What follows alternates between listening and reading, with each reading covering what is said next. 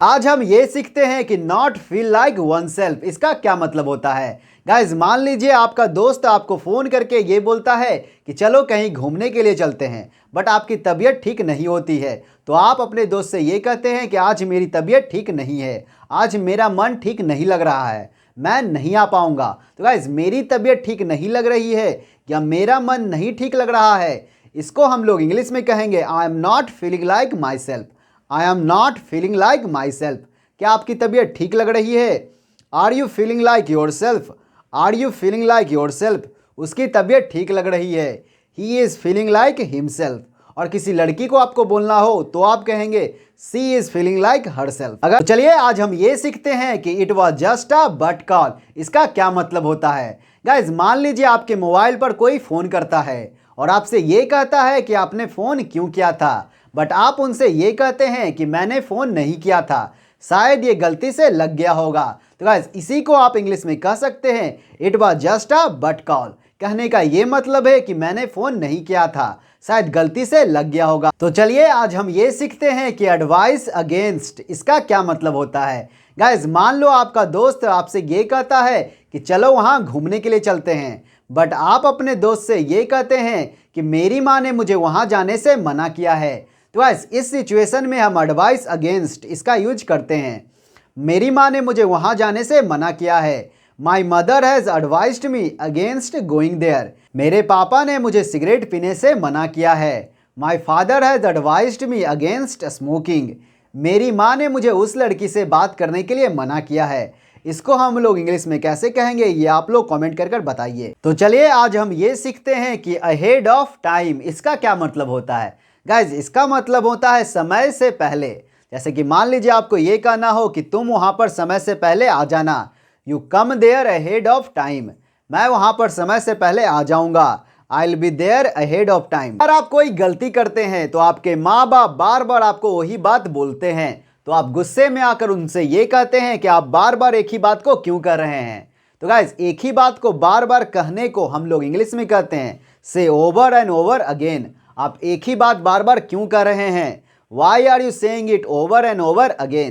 अगर आप अपने दोस्त को कोई काम करने के लिए देते हैं लेकिन वो आपका काम नहीं करता है, और जब आप उससे ये पूछते हैं कि तुमने वो काम क्यों नहीं किया, तो वो आपसे ये बोलता है कि मैं भूल गया था, तो आप उससे ये कहते हैं कि तुम कितने भुलक्कड़ हो। तो गाइस भुलक्कड़ इसको हम लोग इंग्लिश में कहेंगे फॉरगेटफुल।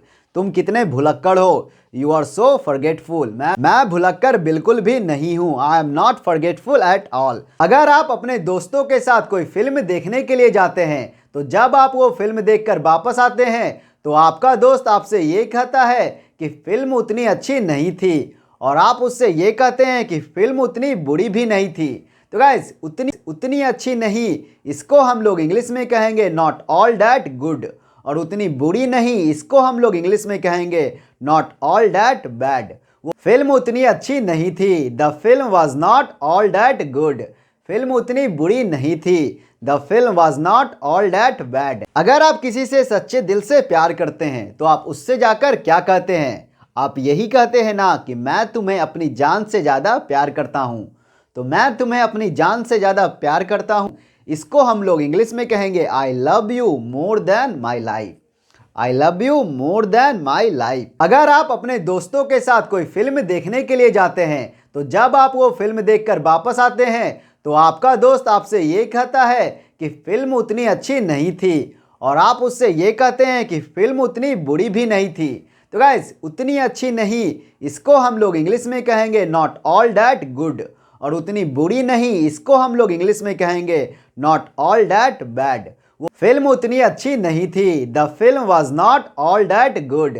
फिल्म उतनी बुरी नहीं थी, the film was not all that bad. अगर आप कोई काम करना चाहते हैं लेकिन आपके भाई लोग और आपके दोस्त लोग आपके काम में बार बार बाधा डालते हैं, तो आप गुस्से में जाकर ये कहते हैं कि मेरे काम में बाधा मत डालो। तो गाइस किसी के काम में बाधा डालने का इंग्लिश होता है put a spoke in somebody's wheel. मेरे काम में बाधा मत डालो, don't put a spoke in my wheels. मान लो कहीं आप घूमने जाना चाहते हैं लेकिन आपका बड़ा भाई आपको ये बोलता है कि घूमने के लिए मत जाओ, लेकिन आप अपने बड़े भाई की बात नहीं मानते हैं और घूमने के लिए चले जाते हैं। जब आप वहां पहुंचते हैं तो आपका पर्स गिर जाता है जिसमें सारे पैसे होते हैं। आप वहां से घर पर वापस आते हैं और अपनी कहानी सबको सुनाते हैं तो आपका बड़ा भाई हंसने लगता है और आपसे ये बोलता है कि मैंने कहा था ना कि मत जाओ, ठीक हुआ, अच्छा हुआ। तो आप गुस्से में उससे ये कहते हैं कि जले पे नमक मत छिड़को। तो गाइस, जले पे नमक छिड़कना, इसको हम लोग इंग्लिश में कहते हैं रब सॉल्ट इनटू समबडीज वुंड्स। मेरे जले पे नमक मत छिड़को, डोंट रब सॉल्ट इनटू माय वुंड्स। अगर आपका दोस्त आपसे पैसे उधार मांगने के लिए आता है तो आप उससे ये कहते हैं कि मेरे पास पैसे नहीं हैं, जाओ जाकर राहुल से मांग लो। तो आप उससे ये कहते हैं कि मैं राहुल की रग रग से वाकिफ हूं। गाइस, किसी चीज की रग रग से वाकिफ होने का मतलब होता है किसी चीज को बहुत अच्छी तरीके से जानना, और इसको हम लोग इंग्लिश में कहते हैं नो समथिंग इनसाइड आउट। मैं राहुल की रग रग से वाकिफ हूं।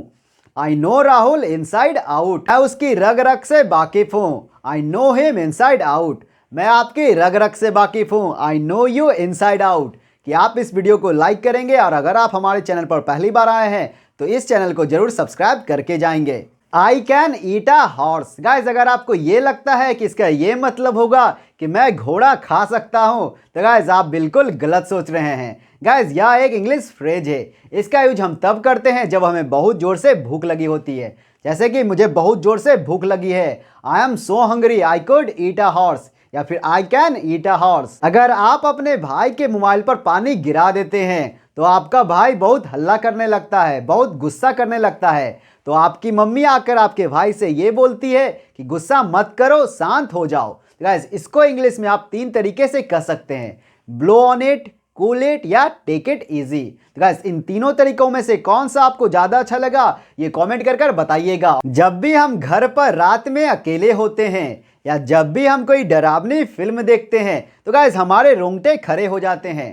तो गाइस, रोंगटे खड़े होने को हम लोग इंग्लिश में कहते हैं गेट गूज बम्प्स। मेरे रोंगटे खड़े हो गए, आई गॉट गूज बम्प्स। जब भी हम कोई डरावनी फिल्म देखते हैं तो हमारे रोंगटे खड़े हो जाते हैं। We get goose bumps whenever we watch a horror movie. तो गाइस, अगर आपका दोस्त बात को घुमा फिरा कर कहता है तो आप उससे क्या कहते हैं?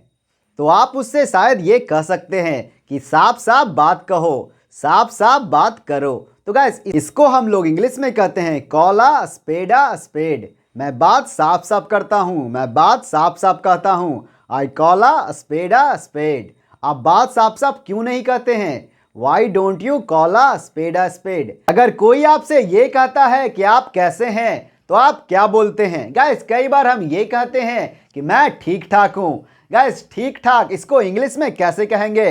गाइस, ठीक ठाक इसका मतलब होता है कि ना ज़्यादा अच्छा ना ज़्यादा बुरा, और इसको हम लोग इंग्लिश में कहते हैं सो सो। जैसे कि मैं ठीक ठाक हूँ, आई एम सो सो। वो फिल्म ठीक ठाक थी, दैट फिल्म वाज सो सो। अगर आपके घर में कुछ ऐसे लोग हैं जो कुछ काम धाम नहीं करते हैं, सिर्फ घर पर पड़े रहते हैं और टीवी देखते रहते हैं, तो गाइस ऐसे लोगों को हम लोग इंग्लिश में कहते हैं काउच पोटैटो। जैसे कि मैं काउच पोटैटो नहीं हूँ, आई am not a couch potato. मेरी बहन काउच पोटैटो है, my sister is a couch potato. अगर आप इंग्लिश इंप्रूव करना चाहते हैं तो इस चैनल को सब्सक्राइब कर लीजिए।